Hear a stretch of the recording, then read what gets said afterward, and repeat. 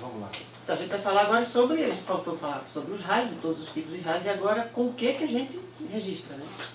Tem vários sensores, tem sensor de campo elétrico, sensor de corrente, mas tem de uns de 20 anos para cá o principal, assim, né? Que são as câmeras. Então, isso aqui eu tinha mostrado até na disciplina de Eurico, quando eu fiz. Aqui tem, isso, aqui tem um histórico assim das câmeras de alta velocidade também, mas isso aí não é muito bem o foco. O foco é mais a partir dos nossos estudos aqui dentro, né? Mas não custa nada assim, né? Tem o início de tudo, o início da fotografia. A primeira fotografia foi feita já vai fazer 200 anos. Então, Fotografia de raio. não, fotografia. Ah, a primeira fotografia. Fotografia! Ah, bom. Primeira foto. Essa é aí, a vista da janela lá da A pessoa pessoa. chamava de... como que era? Tinha um nome? A placa, né? Eles queimavam, né? Com... Queimava na placa. Um prato. Vai em frente, Uma que eu chapa. vou lembrar o nome da fotografia na época. Então, veja só. 1826, 27... Foi quando foi feita a primeira fotografia. A primeira fotografia de raio, a primeira foto de raio é essa aqui. Uns 20 anos depois. Só que essa imagem aqui do raio entra a nuvem, inclusive. Aqui, ó. Entra a nuvem. Aí tá. Só que essa imagem aqui, isso aqui é uma cópia num cartão de visitas. Não perdeu-se a foto original. Então, considerando a primeira foto original de um raio, foi só em 1882. Você tá vendo ali que está escrito isso, que o nome que eu estou querendo lembrar é daguerreótipo. Eles não chamam fotografia de fotografia. Daguerreótipo. Eles chamam de daguerreótipo porque eu acho que o Daguerre, acho que foi o cara que fez a primeira foto. Não. Tá aí, ó. O raio tirado em junho de 18 de 1897. Isso aqui era um cartão de visitas da pessoa. Então a original se perdeu. Então, para considerar a primeira foto uma placa original até hoje, tem essa daqui. De um raio descendente negativo, até que dá para ver aqui. Então, foto de raio já tem bastante tempo. E aí, a gente fotografa com câmeras de alta velocidade, que é basicamente como se fosse um vídeo, né? É um vídeo, nos casos, 2 milhares de imagens por segundo. Então, o início da fotografia em movimento foi com essa história do cavalo. Tinha-se dúvida se o cavalo, na hora de correr, ele colocava as 4 patas, ele conseguia ficar com as 4 patas no ar, flutuando, né? Porque o pessoal da época não tinha muita coisa assim, né? E aí o que é que se fez? Alguém com muito dinheiro foi lá, colocou várias câmeras assim em sequência e tirou várias fotos. Então deu para ver o cavalo passando, isso, olha, 1878. E aí foi feito o filmezinho, né? Que na época era assim, né? Colocava várias câmeras ou então uma câmera só, o filme passando e ia fazendo, até a gente quando é criança, não sei hoje em dia, né? Tem um cadernozinho com os desenhos, vai passando as folhas, vai mexendo. Então foi feito isso aqui. Então aí foi visto que, realmente o cavalo consegue ficar com as 4 patas no ar. Um dos quadros lá, 1878. Isso, aí pode cair raio. Esse pulinho do cavalo. Então, pulinho. Eles estavam pensando sobre isso, porque eles fizeram do cavalo, aí o cara cavalgando. Pois é, o professor acho que viu isso aqui. E aí, para raios, começou logo depois, né, digamos assim, né, 10 anos depois, 12 anos depois, com câmera dupla. O que é que foi feito? Para poder ver o movimento do raio. 2 câmeras, uma fica lá parada e tira a foto do raio. E a outra, durante o raio, a câmera se mexe. E aí dá isso aqui. E isso aí a gente consegue ver, se for um raio negativo, a gente consegue ver várias descargas. Como, por exemplo, aqui teve uma descarga, durou pouco tempo, essa aqui foi uma outra descarga, e essa daqui durou bastante, tanto que ficou o rastro. No caso, acho que é ao contrário. Acho que essa começou assim e depois foi para cá. E essa é o mesmo raio, só que com a câmera parada. Então são 2 juntas lá. Então esse é o início da fotografia de raio com câmera de alta velocidade, né? É o começo da gente começar a ver as etapas do raio, né? Essa foto aqui é em torno de 1909. Né? E aí foi feito esse evento aqui revolucionário, lá para 1900, que até hoje tem as câmeras que tem esse tipo de sistema chamado câmera Boys, né? Que aí você tem a câmera lá, e aí você tem 2 lentes e o filme lá fixo. E aí as lentes vão girando em alta velocidade e aí vai marcando o filme. E aí forma isso aqui. É tipo aquela lá, só que não é uma câmera dupla, é uma câmera só com 2 lentes. É um modo mais barato, mais rápido de conseguir. Então, ó, aqui o filme foi se movendo e aqui já dava pra ver, ó, o líder descendente aqui. Isso aqui lá em 1933, 35. Então já foram feitos vários estudos já, né? Claro, com suas limitações. E aí, logo um tempo depois foi invertida a ordem. Então, em vez de rodar as lentes e deixar um filme fixo, deixa a lente fixa, que aí usa uma lente só, e roda o filme. E aí, aqui, essa daqui já é dos anos 60, é quase uma fita VHS, para quem conhece as fitas, né? O filme é que movimenta lá. Então, aqui, ó, aqui é um raio ascendente, ó. Aqui já nos anos 1960, aqui já tem uma escala de tempo de 1 milissegundo isso aqui, então é muito rápido que gira. Então já dá pra ver quase uma filmagem de câmera de alta velocidade, só que é estacionário, vai marcando as imagens. E aí chegou a era digital, né? Então aqui realmente já era uma imagem, uma filmagem mesmo. E aí era todo esse trambolho aqui, enorme. Isso aqui era todo o processamento, isso aqui era a imagem para ver, e aqui o gravador, né? E aqui a câmera mesmo. Até 12.000 quadros por segundo já dava para fazer, assim, com uma resolução bem, né, bem limitada. E aí no Brasil, chegou o Marcelo, com essa câmera aí. Essa daí é da página da venda, né? Foi uma igualzinha. Aí a câmera bem menor, como já está bem mais evoluído, né? Era só uma placa que ligava no computador de mesa, e a câmera. E aí, ó, o início das imagens com alta velocidade foi com os raios induzidos por foguetes. Ó. Então aqui o foguete subiu, e aí tem essa parte do cordão do cabo do foguete, e tem até aquela parte verde, né, da ionização que teve aqui, do fio. É por isso que muitas vezes raios induzidos ficam assim retos numa parte. E aí, ó, antes de começar com raios naturais, já com essa câmera, acho que era com a emprestada ainda, né? Foram feitas essas filmagens lá justamente na torre lá de raios de... lá de Cachoeira, que induzia foguetes. Né? Não tinha jeito. Caía aqui dentro e depois ainda conectou aqui no final. E aí pela proximidade deu para ver essas separações ali, essas bolhas de plasma também. Tem um estudo também sobre essa imagem aqui. E aí começou aqui com os raios naturais, né?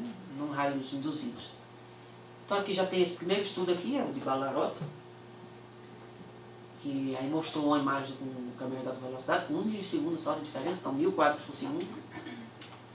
E aí chegou-se essa campanha, depois de vários anos com essa câmerazinha mais simples, foi adquirida dessa daqui, que é aquela ali. Foram 5, acho que dessas, 6. Por aí. Dessas aí, a maioria preto e branco, que é mais sensível, e algumas coloridas. E aí com essa câmera já daria para fazer 150.000 quadros. Claro, a resolução terrível, mas dá. E aí esse era o sistema todo, né? Que para essa câmera hoje em dia ainda é esse. Então, depois eu explico direitinho, mas tem aqui o sensor, que aí ele manda um comando quando tem um raio, sensor de luz, tem um comando, manda para a câmera, um desses cabos aqui, a câmera manda para o computador. Grava o vídeo e depois salva no computador. Essa parte aqui do 2 e 3 é GPS, que é para sincronizar o horário, para depois comparar com dados de detecção. Certo? E aí começou essa campanha lá em São Paulo, foi a mais frutífera, né, que até hoje está rendendo ainda estudos. E aí foram diversas câmeras. Muitas. Aqui era na varanda lá do Benny lá, que foi o que ajudou a gente lá. Ajudou eles, né? Porque eu não cheguei a participar. Das fotos ou não? Isso. Passou 8 anos lá. Então as fotos eram com essa aqui, ó. Uma câmera fotográfica, um disparador também, um sensorzinho também que comanda para a câmera o sinal de disparo. Então eram vários simultaneamente, às vezes. Isso aí foi, com o passar dos anos, foi mudando. Tirar uma, colocar outra. Essa aqui já foi mais recente, a V711, que agora tá lá em Utah. A 2012 não chegou, a V2012, quando a gente comprou, a gente já estava aqui de volta. Então aqui são diversas câmeras, diversas configurações, então até 100.000 quadros por segundo foi registrado lá. Então tem tudo quanto é tipo, câmera profissional. Essas são as velocidades que a gente já usou? Aham, lá em São Paulo. Câmeras e configurações. E aí tivemos o primeiro raio ascendente do Brasil, foi esse aí. que a campanha foi justamente para ver se tinha raio ascendente no Brasil. E aí, como tinha essa região muito favorável, a princípio, né, Pico do Jaraguá, então levou tudo para lá. E aí, poucos meses, 2 meses depois, que está tudo instalado lá, já pegou o primeiro raio ascendente. E aí foi que começou a mudar as coisas, né?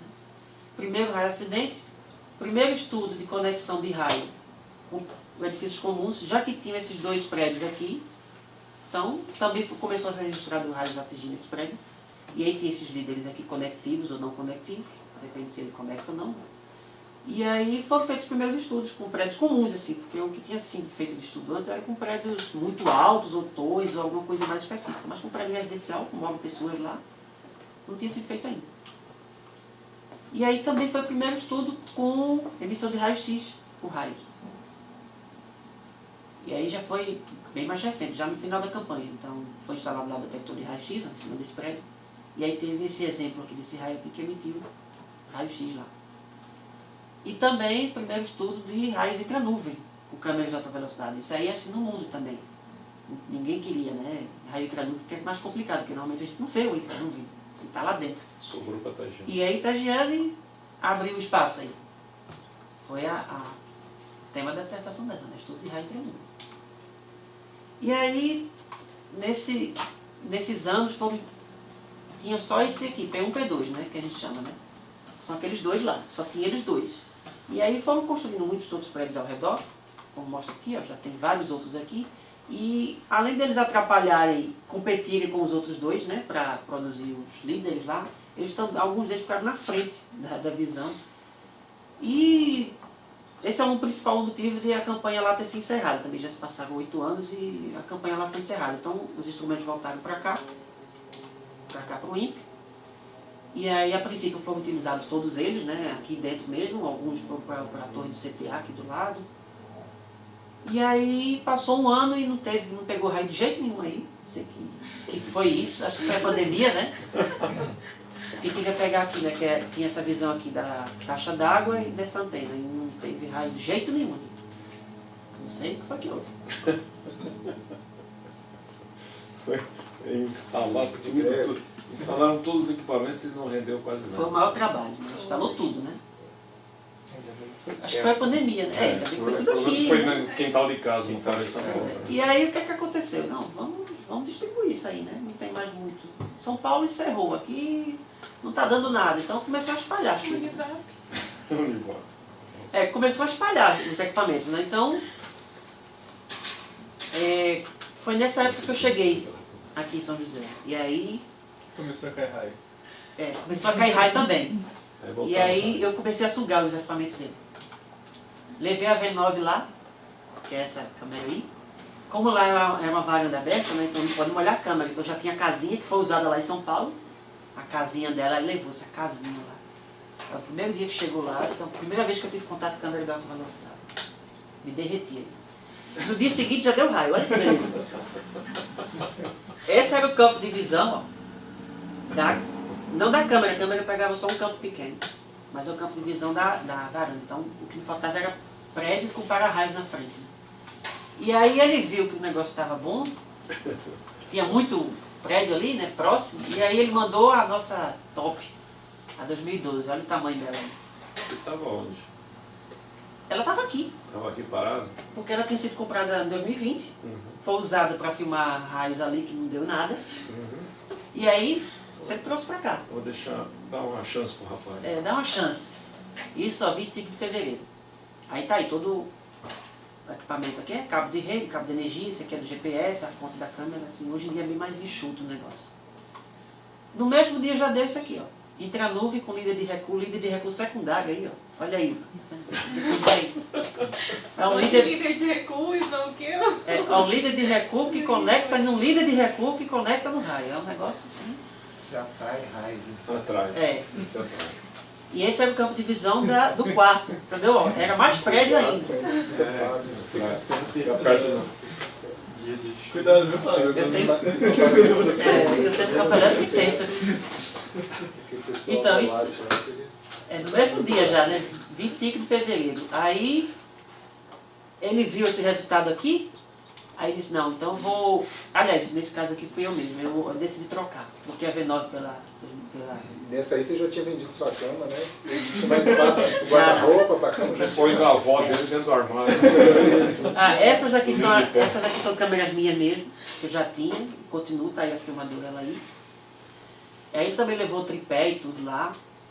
E aí chegou, aí disse, não, a gente tem uma segunda melhor câmera aqui para substituir essa V9, que a bichinha da V9 é mais velhinha, né? Aí ele levou a 711.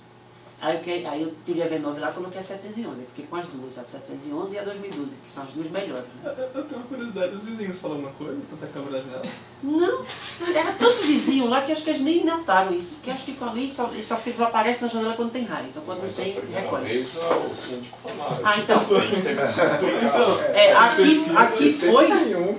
Aqui foi por causa da casinha, né? Aqui foi por causa da casinha, que era grande, assim chamava atenção lá de baixo, né? Aí a síndica foi lá perguntando se isso não emitia nenhuma radiação. Né? Eles ficaram preocupados. Inclusive tu estava lá, não foi? Tava lá. Por sorte ele estava lá. É, que bom, velho. Então ele estava lá A pra... campainha lá, tava A questionando. síndica e o cara do conselho lá. Não, mas é engraçado. É assim mesmo. Ele não emite radiação não emite radiação. Fica tranquilo. E aí, menos de um mês depois apareceu essa imagem aí. A gente pensou, nossa, melhor imagem já vista, né? Mosca branca, né? Como se fala, né? Ninguém vê. Aqui já tem, ó, os LANCs. Muito bom. Quer dizer, os líderes, as tentativas de conexão. LANC é quando não conecta, como a gente não sabe quem conectou aqui, não sabe assim. Vou colocar aqui do lado. Mas a maioria não conectou e um conectou. Mas é que são as tentativas de conexão que são positivas e aqui está o negativo. Aqui estão aqueles, ó, aqui, isso aqui é o caule espacial, né? Tem o líder espacial, o caule espacial. Então aqui é aquela partezinha que está ali, forma ali na frente do negativo e depois conecta. Aí depois forma mais um e conecta e vai descendo. E aqui o positivo é contínuo, né? E aqui tem aquele lagzinho. Aí, conectou. Então, ó, já está dando um resultado legal. Um prédio bem próximo, 300 metros de distância. É interessante esse estudo. Parece ter uma torre bem alta lá, aquela preta aí. É, isso aqui? Ela, não é? Isso aqui? Não, essa. Não, isso essa. aí, é. Então, Não houve conexão. aqui Ou é, tá longe, é perspectiva, é profundidade. perspectiva. São dois para-raios que estão no prédio logo na frente do que eu estava, que é um prédio mais baixo. Mas nesse caso não deu para ver, mas no outro caso que eu vou mostrar, deu para ver um pouquinho assim, bem pouquinho, porque ele era bem mais baixo. Né? Agora, o interessante dessas imagens aí é que no mundo inteiro você não tem imagens de, a gente chama de líderes ascendentes, né, conectivos, ou tenta. Isso aí não está sendo feito em lugar nenhum. O pessoal faz em torres altas, onde ninguém mora. Ninguém mora numa torre de telecomunicação. Então, o nosso diferencial aqui é observar como os prédios normais, onde as pessoas moram, os para-raios desses prédios, que são abaixo de 60 metros, mais ou menos, na maioria, eles respondem à descarga que está chegando. Qual que é a área de... O que está de jogo aí? A área de interceptação de um para-raio. Quer dizer, eu preciso colocar um sistema de para-raio no meu prédio, sendo que o do lado já tem. Esse do lado é o que? Do lado é 10 metros, é 100 metros ou 200 metros. Quer dizer, quando é que eu preciso pôr um sistema de para-raio eficiente no meu prédio, quando é que eu não preciso? Qual que é o alcance da proteção de um para-raio? Essa é a principal pergunta que a gente está querendo responder, que não é uma pergunta fácil de responder. E para isso a gente está filmando, né, tudo isso em câmera lenta. É um dos focos do nosso trabalho, é o processo de conexão do raio com o para-raio, né? Como é que o para-raio funciona. Isso tem chamado a atenção porque ninguém está fazendo isso, assim, no mundo inteiro, só nós estamos fazendo isso graças a essas instalações que a gente tem feito, né? Aí lá no PMP2, agora com o Ramon. Uhum. É um dos nossos focos de trabalho. Aqui tem uma coisa também que é difícil de ver, que é um líder ascendente, uma tentativa de conexão que bifurca. E aqui tem uma aqui, ó, que é lateral, então isso aqui não foi de para-raios, foi daqui no prédio. Então isso também é importante, porque até que ponto o para-raios protege, que área que ele protege, que é justamente o que ele perguntou, por exemplo. Essa quina aqui, o para-raio já não estava protegendo. Porque ele está emitindo aqui, mas aqui na quina também está no prédio. Isso aqui é daqui mesmo. Esse aqui é de outro para-raio do prédio daqui de baixo, esse aqui é daqui. E aí conectou com esse, mas se tivesse alguém aqui, nessa aqui não poderia ter ferido. E aí, né, com 10 dias de diferença, Você foi no ano novo, né? apareceu isso aí, Esse palco. não é? Essa realmente é a mosca branca mesmo, o melhor registro de raio de detalhes do mundo até agora. Então aí dá pra ver, tem várias tentativas laterais, então dá pra ver que realmente os para-raios protegem tanto quanto, né? Essas laterais aí até que não tem tanto problema, É, aqui porque tem o geralmente tem um cabeamento. cabo condutor cobrindo as laterais, mas nem sempre. Que foi o caso da conexão da direita aí. Ó, é esse aqui que é aquele... Dá pra ver aquela espacial. parte ionizada de próximo. É, então, tá vendo que vai Tem arrancando ali e ainda não conectou lá em cima. Tem muitos detalhes aí. né? Então aquilo que a Tatiana estava mostrando é essa descarga aí ascendente positiva com a corona, a descarga corona em torno dela. Né? E dá para ver a evolução disso, né? Quadro a quadro. Que em tese deveria ser somente Mas difusa. também, né, também. Que em tese seria somente difusa, mas aqui o detalhe foi tanto que a gente viu que também tem filamentos aqui. Quando está mais próximo apareceram filamentos também. E aí conectou onde esse raio? O que vocês acham? Onde foi que esse raio pegou? Para quem ainda não viu, né? Isso deixa ele só lá. Então, onde foi? Porque tem uma briga aí, né? Tem 2 descendo, tem 2 subindo, tem 3, tem 4, tem 5. Isso é só um corte, que para lá ainda tinha mais imagem, mais alguns pequenininhos ali. Mas eu cortei para caber, pra ficar maior na imagem. Acho que foi da esquerda. E a amiguinha? Esse aqui não É, tem. eu também acho que é. Todo mundo acha que é esse. Mas foi?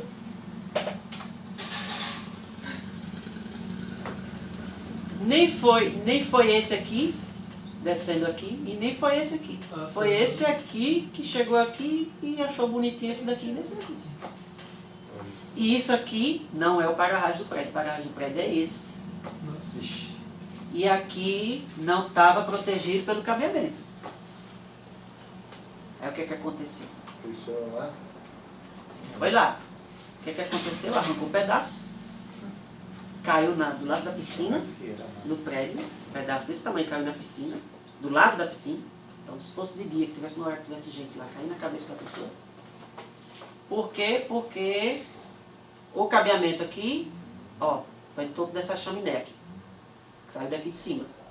O cabeamento, fizeram aqui o cabeamento, em vez de fazer por aqui, que dá mais trabalho, eles fizeram ao redor.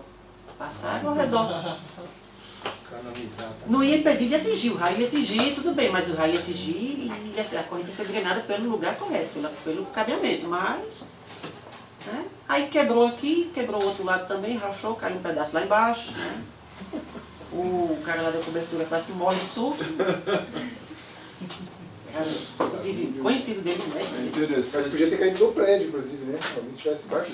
Vocês estão vendo, aqui tem uma descarga pequenininha que sai desse beiral aqui Pois é. do prédio, que não, aí que não poderia ter mesmo nada, né? Ele teria que estar sendo protegido e não, ele poderia ter conectado ali embaixo, poderia, no beiral do prédio. Sim. Se, Metade, se esse canal tivesse vindo mais para a esquerda, ele poderia ter virado ali do jeito que esse aqui virou para conectar naquele lado. Mas vocês tiveram que ir em outro prédio para tirar aquela foto, né? É porque é o seguinte, na verdade, o prédio que foi atingido é onde ele está tirando a foto. Aí ele está mostrando o prédio do lado, Que é uma réplica. que é igual, Tá. porque esse lado desse outro prédio não tem como ver porque é lá fora. Esse, Então, a foto é desse aqui, ó. Mas é idêntico, então. Mas a chaminé sim, a chaminé foi de lá. Só que dá pra ver aqui, pelo menos, por exemplo, a imagem aqui, a chaminé tá inteira aqui, ó, tá vendo? É montagem? Não, não é montagem. É porque era o jeito de mostrar, entendeu? Não, Deixa- perfeito. Porque eles são totalmente idênticos. O Ramon, nessa foto, a gente estava com as duas câmeras operando, uma numa janela, outra na outra janela. Aqui. Ele, Ele conseguiu, sem querer, tirar a foto da varanda lá de casa. esse é o seu prédio, né? Onde você está. É. Então ele contou quantos anos? 30. 30 anos. 30 mais o que conectou, 31. Tentativas de conexão. Líderes ascendentes. Só que ele teve aí uns 10 prédios, talvez, participando mais. Participando na tentativa de conectar com o que estava descendo. Isso também a gente está... Conectou justo no prédio, na cobertura, na chaminé da pizza, do forno, da chaminé, do forno de pizza, de um médico que eu tinha ido 2 semanas antes. Ele tinha perguntado se tinha perigo ficar na cobertura durante a tempestade, porque sabia que eu trabalhava. Eu falei, não, fica tranquilo. Se o prédio tem para-raio, tem para-raio, fica tranquilo, não tem problema nenhum. Passou 2 semanas, ele me liga e fala, peguei um raio aqui muito bonito. Eu falei, aonde? Que prédio? Ele falou, tal prédio. Eu falei, cara, acho que o meu médico, ele mora por ali. Por ali. Na próxima consulta eu falei, você escutou meia-noite? Foi meia-noite. Escutou alguma coisa em torno de Marcelo, você não sabe o que aconteceu lá em casa. Aí começou a contar, a filha dele até hoje tem medo de raio, porque arrebentou a chaminé do forno de pizza desse médico que eu tinha ido. Então, foi tão forte o negócio que o Carrefour está do lado aqui. Vocês conhecem o Carrefour ali na Dutra? É atrás desse prédio, exatamente atrás. O pessoal do Carrefour acionou todo o sistema de segurança achando que tinha, foi lá policial, tá achando que tinha explodido o caixa automático. Nossa. Tal barulho, a intensidade do barulho. Imagina o médico foi um acordando negativo. meia-noite com um pulo lembrando de mim, né? E foi um raio negativo. Se fosse um positivo, eu Tanto acho é que a chaminé nem sobrava aí. O nome desse médico está nos agradecimentos desse paper, porque ele me ajudou muito, ele me permitiu subir. É, claro. dando Isso uma aí é série de serve do informações. apartamento dele. Então, E ele, obrigado, e esse paper aí foi publicado muito fácil. Foi, assim, eu acho que deu o quê? Um mês para. e aí, capa da revista. Aí saiu na capa. Ele está com. O que ele fez também foi na capa do mês anterior. Também foi O capa. Ivan tem um trabalho que foi na capa exatamente do dezembro, da edição de dezembro. de Novembro. 2020. Novembro. Essa é a o seu foi dezembro. Eu achei, falei o Ivan já publicou na capa, pode esquecer que não vai sair de novo na capa no mês seguinte, né?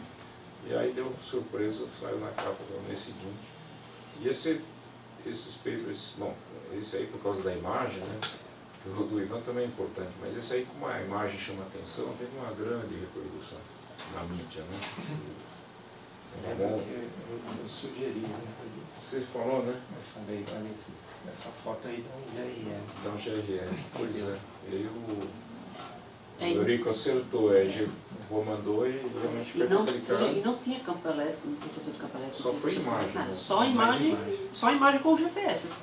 Então os revisores gostaram muito e tal, porque tinha uma série de coisas aí que dá para inferir aí, não dá tempo de falar tudo. Essas partes aqui. E aí teve uma detalhes. reprodução muito grande, até hoje os caras estão me procurando aí atrás dessa aí. Hoje mesmo eles pedem imagem. Aí, bom, não sei se você vai falar mais. Acho que Quantas tem já na referência? Citações, Citações. poucas, Citação de porque sua que você fez. porque é muito recente. 5 meses, né, eu acho. Mas o Foi agora em dezembro. de leituras do paper está em mais de 15 mil. 15 mil. Nossa. Puxa, Maravilha. É muito. É Open Access, né? É Open Access. Aí, como sai muito jornal, É. foi lá ver o paper.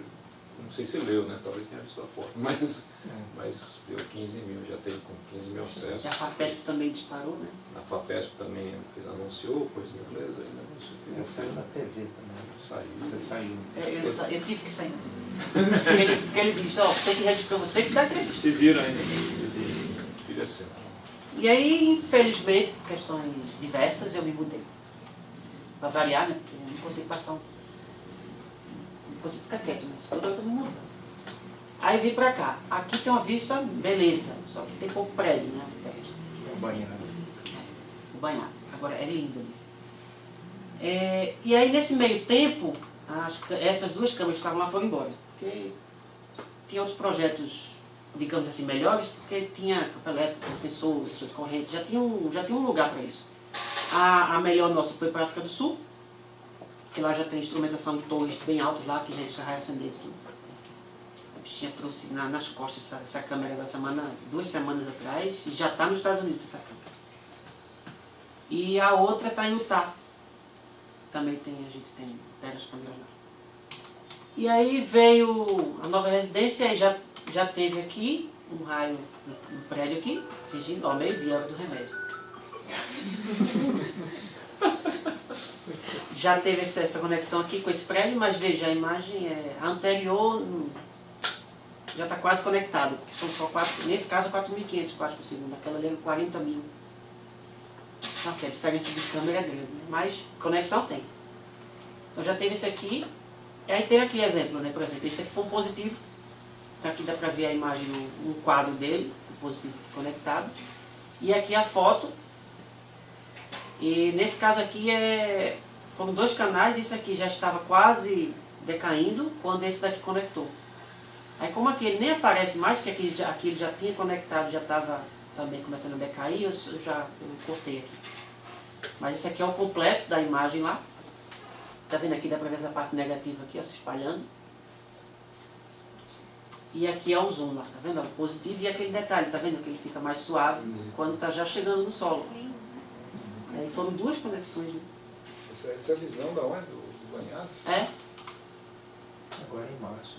Ah, Sim, acho que eu vi esse raio. viu, né? Acho que eu vi. Março. Ah, esse dia 20 de março foi legal. Acho que eu vi. De noite foi bonito. Esse prédio aqui foi que já foi atingido em novembro, filmei em novembro e agora em fevereiro. Então 2 vezes já esse prédio aqui. Esse já foi aquela imagem lá, esse aqui. Do outro lado já peguei uns 4 ou 5, mas tudo com câmera comum, porque a câmera da velocidade só tem essa agora. E é um campo bem estreitinho que ela pega. Então a maioria das rádios que eu estou pegando, conexão com prédio, é só com câmera comum e foto. Tu lembra do horário? Foi início da noite, né? Eu acho. Ai, 7 e pouco. Não Tem a foto original e tem a data certinha. Aquela da esquerda ali, ela tá. O que é? Um artefato? Tem uma disposição que parece o duplicata na direita. Aqui, né? 2 vezes. Né? Isso aqui é a 2 vezes, tem janela. mais uma ali. Aqui atrás. É. Isso aqui é da janela. Ah, Tem que deixar fechado na janela, porque senão molha. Não pode molhar e não... Mesmo que tivesse na casinha, aquela casinha lá, tem o vidro, de qualquer jeito o vidro faz isso, reflete. E aí tá o zoom da foto. Né? Tem a filmagem também, com o trovão bonitinho, que o trovão de raio positivo é bonito. E aí tem, por exemplo, essa parte de corrente contínua. Aqui tem uns detalhes aqui, ó, do raio aqui. Então, teve essa descarga aqui, o vento foi empurrando a descarga. Então aqui até durou bastante tempo, depois ela acabou e depois teve outra descarga no mesmo lugar e aí ficou esse detalhe. Então dá para ver até o local, que o local também vai. E agora imagine se fosse uma turbina girando, isso aqui ficaria descendo, subindo. Esse aqui é um descendente negativo. Tem esse aqui também, ó, atingindo a árvore aqui, ó, bem próximo, lá dentro do banhado. Isso aqui, como é foto, não dá para saber se isso daqui foi uma ramificação que desceu e não chegou, ou se isso aqui foi uma tentativa de conexão que pela posição ela não chegou a conectar, mas eu acho que é uma ramificação que não chegou. Até porque ela está muito próxima, está muito grande, está muito assim, não está muito na vertical, não tem uma estrutura muito alta assim para isso. Acho que foi alguma ramificação que não chegou.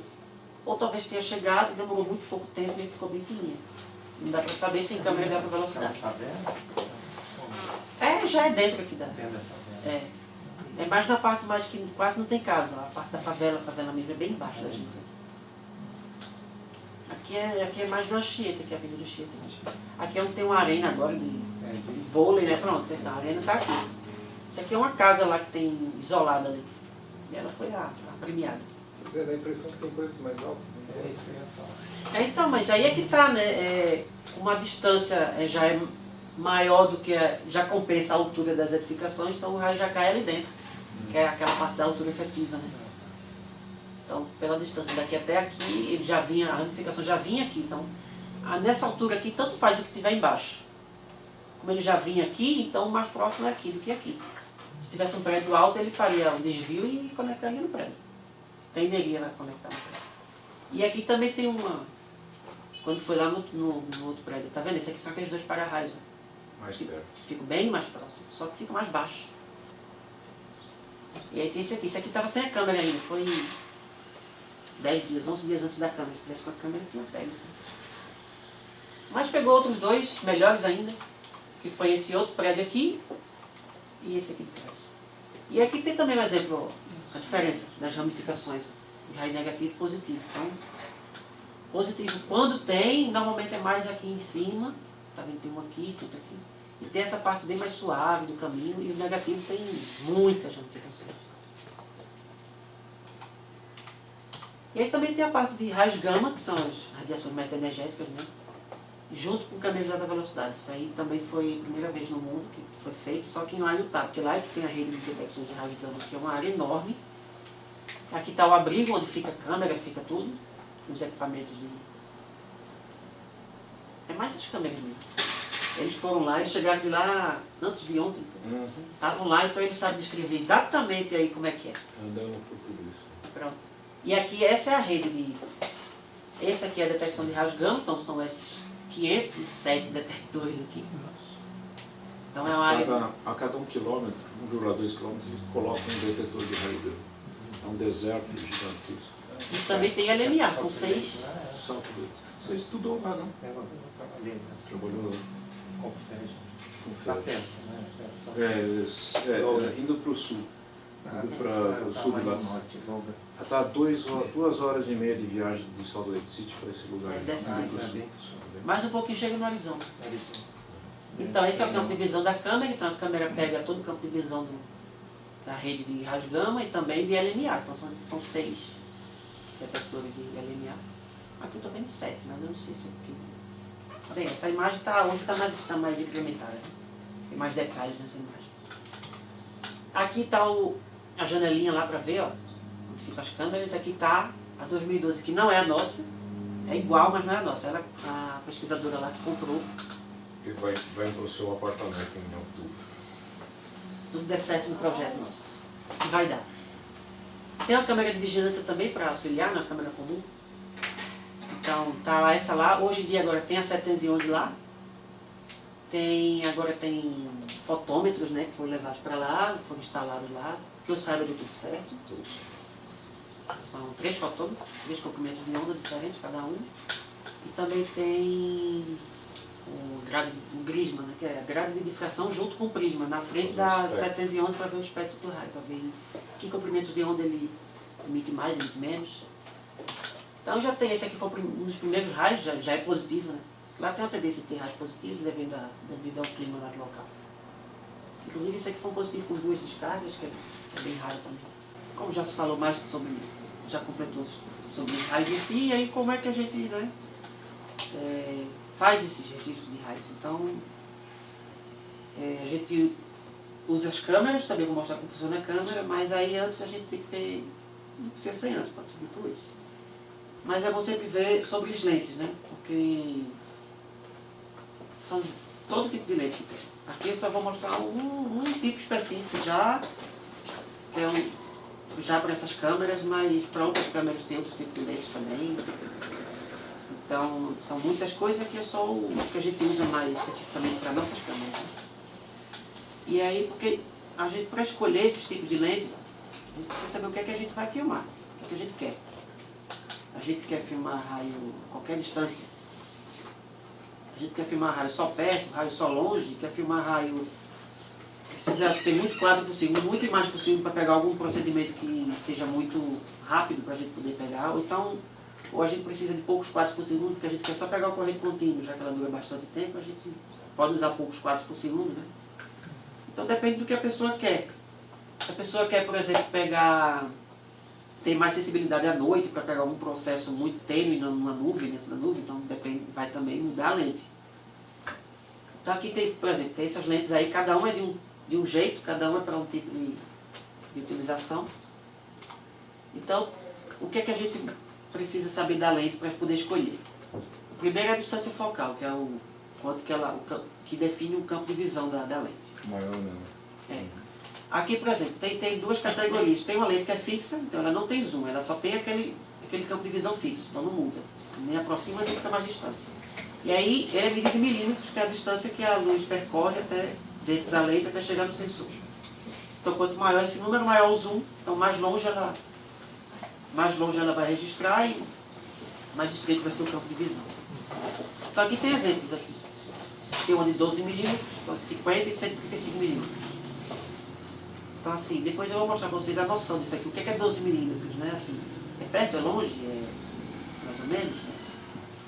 Com 12 milímetros, daqui a gente só vê o monitor, a gente vê todo mundo, então daqui a pouco a gente vê a noção do que são esses valores, né?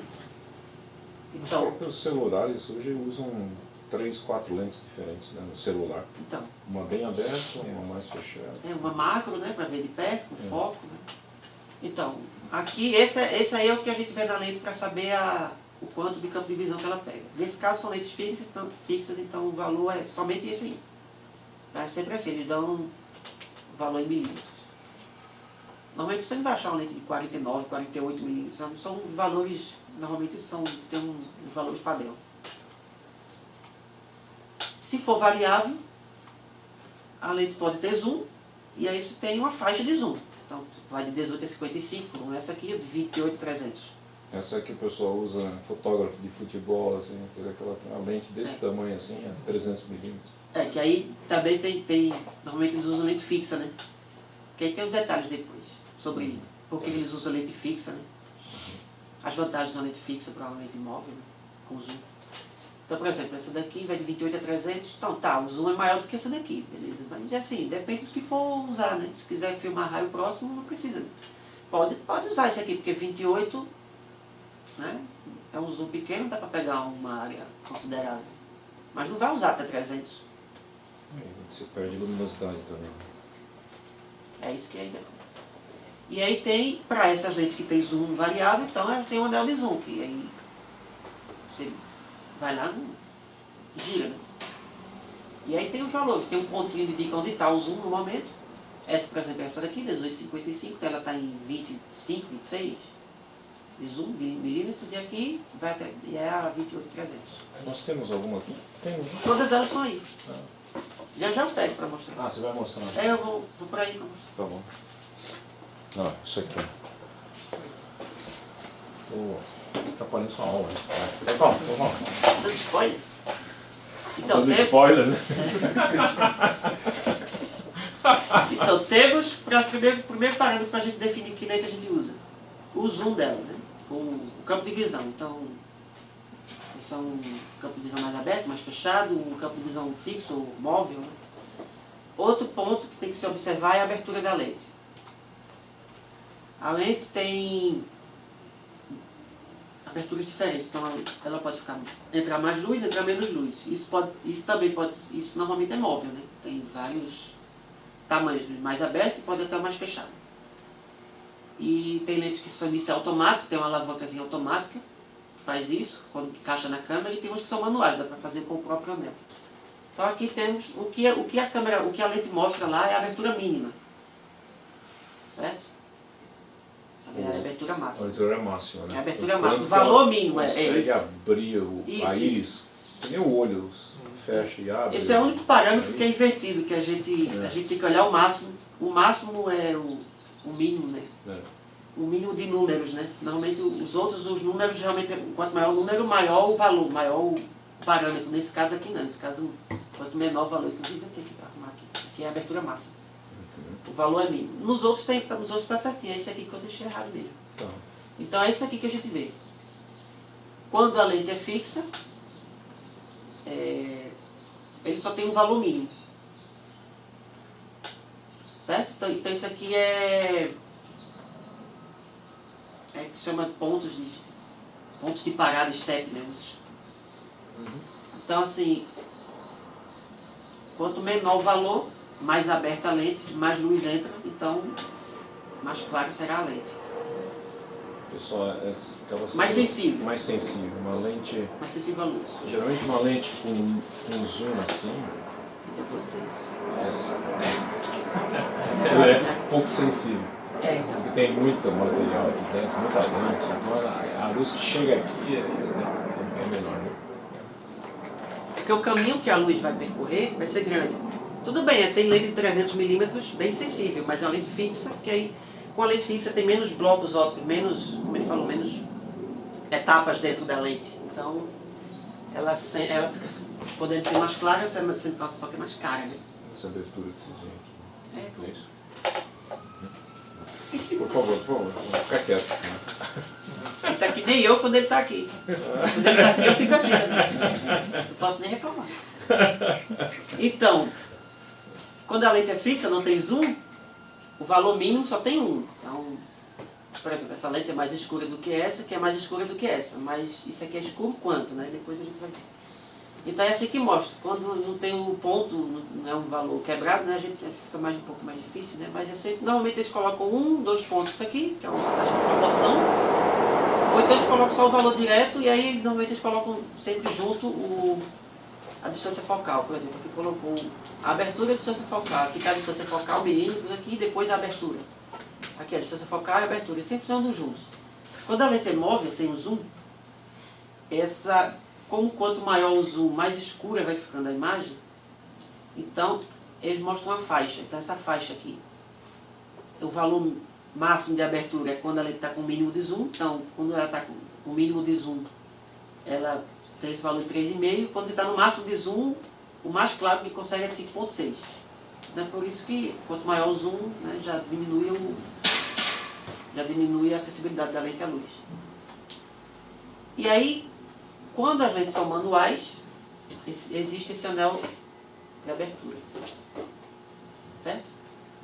E aí a gente, no caso dessas câmeras, como os encaixes não tem automático, lentes automáticas não vão funcionar automaticamente na câmera, porque ela não tem o receptor dos contatos eletrônicos da lente, então vai funcionar manual de qualquer forma. Então é preferível que a gente use lentes manuais para poder a gente mexer nisso no anel de abertura, que é esse aqui. Então, por exemplo, como essa lente tem lá 2.2, né? Então a lente é f2, 2.0, que é o mínimo valor, que é a abertura máxima, mas aí a gente pode ir diminuindo. Mas o que é vendido assim, o que é vitrine, o que é mais importante é o máximo que ela consegue abrir, que é o valor mínimo. Que é o maior valor de luz que ela permite. Que ela permite, que é justamente o que normalmente as pessoas querem isso, né? Mais luz, que é para poder deixar a imagem mais nítida, mais limpa, né? Esses conceitos todos, todo fotógrafo conhece. Né? A gente às vezes se acostuma com câmeras automáticas, não trabalha esses valores, mas...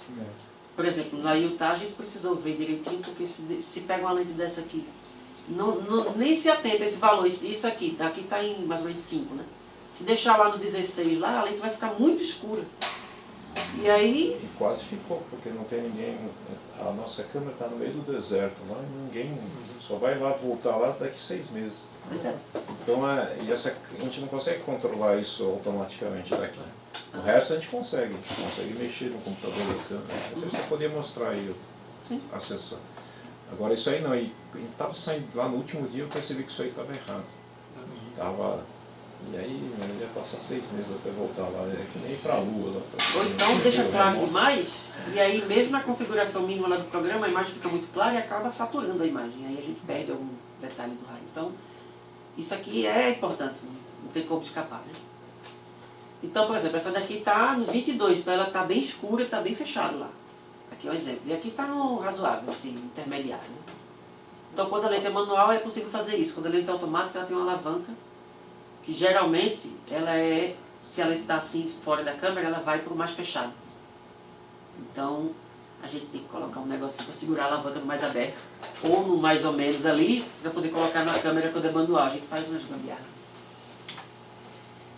E aí, para a gente saber tudo isso, para a gente fazer um balanço, né, do quanto que a gente quer de brilho numa imagem e o quanto que a gente quer de quadros por segundo, a gente tem os principais parâmetros, né, que aí são um jogo de valores aí, que aí um vai puxando o outro, e a gente tem que ter um balanço entre eles. Por exemplo, se a gente quer mais brilho, o FPS vai ser menor. Por quê? Porque o FPS é o tempo a quanto de imagens que ela vai registrar por segundo. Cada imagem dessa tem um tempo em que a câmera vai ficar exposta à luz. E se são muitas imagens, ela vai passar pouco tempo exposta à luz em cada quadro desse. Então a imagem vai ficar mais escura. Então por isso que se você quer um brilho maior, o FPS tem que ser menor. Se você quer um FPS maior, o brilho vai diminuir. Então, às vezes depende do que for a prioridade. Se a prioridade for quadros por segundo, então você tem que saber que vai ter menos brilho. Se a prioridade for um brilho, se você quer uma coisa mais tênue na nuvem ou no raio, um processo mais discreto, né? Então você vai ter que ter uma lente com uma abertura maior, né, para poder compensar, né? E um zoom menor. Ou vai ter que diminuir o FPS para poder aumentar esse brilho. Posso dar um exemplo?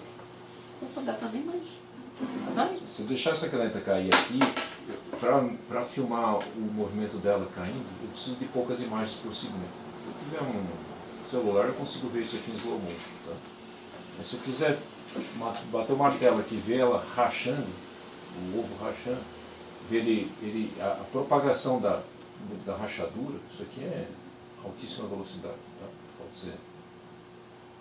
ser, sei lá, 1 km por segundo, altíssima velocidade. Né? Então um raio também tem uma alta velocidade, ele tem geralmente 370 km por segundo, esse último que a gente filmou, esse que está aí, ó, no fundo de tela, ele desceu a 370 km por segundo, daqui até o Rio de Janeiro em 1 segundo. Então a velocidade é altíssima. O raio ele não é difícil de filmar porque ele mesmo produz a luz. Ele tem luz em si, então é mais fácil de filmar, mesmo sendo muito rápido. Agora, se eu quero filmar uma rachadura nesse ovo aqui, então eu preciso jogar muita luz aqui em cima. Porque para ver a rachadura eu vou ter que trabalhar com muitas frames por segundo. Eu tenho que fazer isso aí, gerar em 100 mil imagens por segundo. Pôr a câmera aqui perto. 100 mil imagens por segundo para ver a rachadura se propagando. Por quê? Porque na hora que eu jogo 100 mil imagens por segundo, ele vai ter que abrir e fechar cada imagem a cada 10 microsegundos. Então só tem um tempo de exposição. A luz só vai entrar em cada imagem 10 microsegundos, que é 1 sobre 100 mil de segundo. Então eu preciso jogar muita luz. E a lente que eu vou usar tem que ser uma lente muito sensível, tem que ter um valor de abertura muito grande. Que o valor baixo. Ou seja, dessas aqui... Eu tenho que escolher essa 1.4 aí, por exemplo. A preferência é aquela 1.4. Essa é 1.4, porque ela tem uma abertura de íris muito grande, vai entrar bastante luz. Jogo muita luz. Se eu quero ver a rachadura, não tenho como diminuir o número de frames por segundo. Eu não tenho como mexer isso. Então tudo o resto vai se adaptar à exigência de luz que eu preciso muita iluminação, eu preciso de uma lente bem sensível. Né? Essa daí não presta. E essa aqui não presta. Mas eu estou longe, eu preciso dar zoom. Meu amigo, você não vai conseguir. Pior ainda, né? Você está lascado, porque na hora que você dá zoom aqui, a luz vai ficando pelo caminho aqui e vai chegar pouca luz. Então, é melhor você esquece, chega perto com a câmera. Então, essas são coisas que você precisa levar em consideração. É fotografia. Né? Mas no caso do raio, como ele mesmo gera luz, aí você não precisa variar muito. Não. A gente consegue usar lentes mais escuras. É muito mais fácil. Só que tem processos do raio que eles são mais... Aqueles que são mais sutis. Ou são muito rápidos, acontecem muito rapidamente, ou eles estão já no decaimento do canal, a luz já está terminando, aí você... Principalmente de então, às noite. vezes você até pode escolher uma... É que você não sabe como é que é seu raio, né? Mas às vezes naquela região você sabe que tem muitos raios daquele tipo. Você pode escolher uma configuração que até sature um pouco, mas aí depois você fica com a sensibilidade suficiente para ver os secundários, as coisas. É uma balança. Dynamic range, né? Como é que fala em português? A faixa de variação do fenômeno é muito grande. Você tem líderes positivos que são bem fraquinhos, você mal enxerga ele, e depois você tem o return stroke, que é uma explosão de luz. Então você se prepara para ver uma coisa e você perde a outra. Aí você se prepara para ver essa, satura aqui. E o ideal é pegar duas câmeras. É isso que a gente começou a fazer com a 711 lá, tinha deixado uma escura e outra clara. Mas aí a gente viu que não estava saturando muito a outra, então não precisava.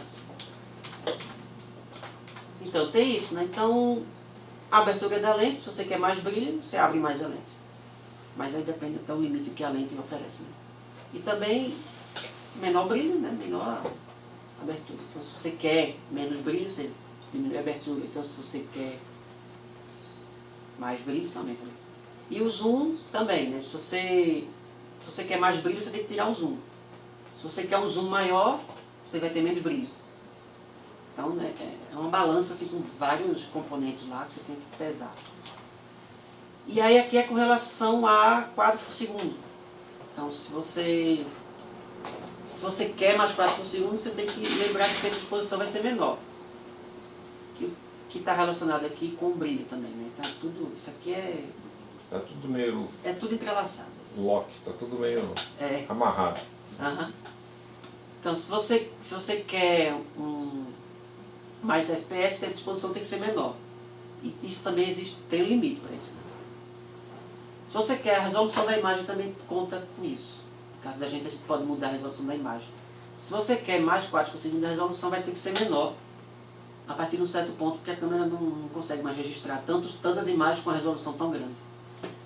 Se você quer uma resolução maior, então você tem que diminuir os quadros por segundo. Se você pode trabalhar com menos quadros por segundo, você pode aumentar a resolução. Você pode usar a resolução baixa, mas você está desperdiçando. Né? O preço da câmera está definido por essa combinação. O preço da câmera, ela, FPS e resolução. você quer fazer 100 mil imagens por segundo, você vai pagar 100 mil dólares. Você vai pagar $1 por cada quadro. Se você tem 100 mil imagens por segundo, você vai pagar 100 mil dólares na câmera. Por quê?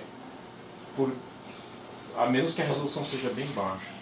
Mas uma resolução razoável, como essa que a gente está usando hoje, é 100 mil dólares a câmera. Por quê? Porque ele tinha que entregar 100 mil imagens num segundo com uma alta resolução. Isso é um funil. Se você põe muita imagem, você tem que baixar a resolução. Se você aumenta muito a resolução, você tem que abaixar o número de quadros. Não tem como você ter as duas coisas ao mesmo tempo. Só se a câmera tiver um processamento maior, que isso é o preço da câmera. Esse é o preço. Uma imagem, você põe lá, imagem com 4K. Você tem muitos pixels ali. E aí eu tenho que ler cada pixel. E a eletrônica tem que ler cada pixel. E vir outra imagem, ler cada pixel. Então tem uma velocidade para fazer isso. Que é a eletrônica da câmera. Então, mas via de regra, mesmo para as melhores câmeras, para entregar uma quantidade de imagens grande, eu preciso baixar a resolução. Quanto eu vou baixar é quanto custa a câmera. Você tem que baixar muito a resolução, a câmera é mais barata. Se eu consigo não baixar muito a resolução da imagem, o que adianta também eu filmar o crack aqui desse negócio a 100 mil imagens por segundo com 20 pixels, com 128 pixels. Vai ficar tudo pixelado esse negócio, vai ficar um monte de quadradinho, eu não vou enxergar o fenômeno.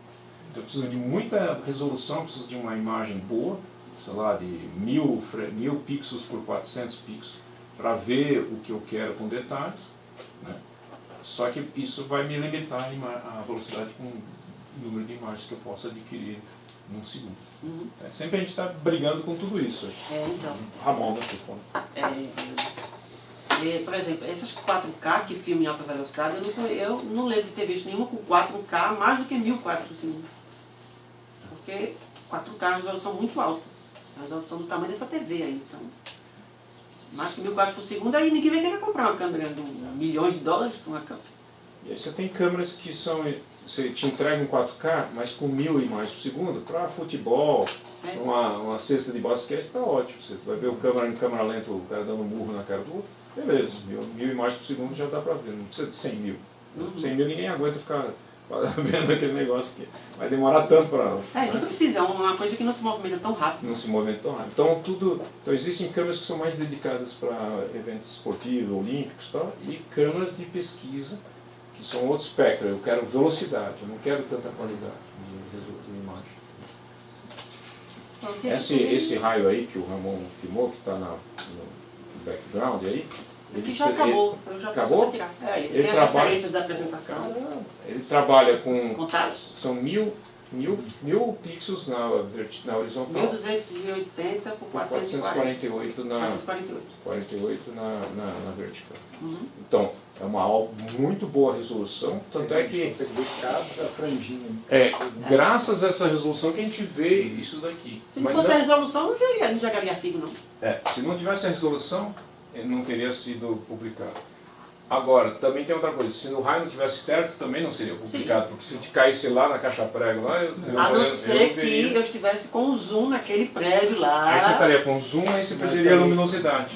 Aí não daria para... Entendeu? Então é um compromisso de proximidade, intensidade. Eu reparei que vocês comentaram alguma coisa ontem, acho que foi sobre questão de ser preto e branco. Até tinha uma que era colorida. E qual é a diferença? Colorida para nós não serve para nada. Porque o sensor colorido é mais caro, que tem que... E ele divide a luz em 3. Ele Então ele pega a luz que chega, ele divide em RGB. Então ele divide em 3 canais. E aí você já caiu 1/3 a sensibilidade. E essa o daqui... colorido de um raio, para nós, o raio é azul e é vermelho. Mas é tudo a mesma cor. E quando é preto e branco, dá para fazer dá para pegar um pouco do ultravioleta e um pouco do infravermelho. Então a gente já tem mais informação.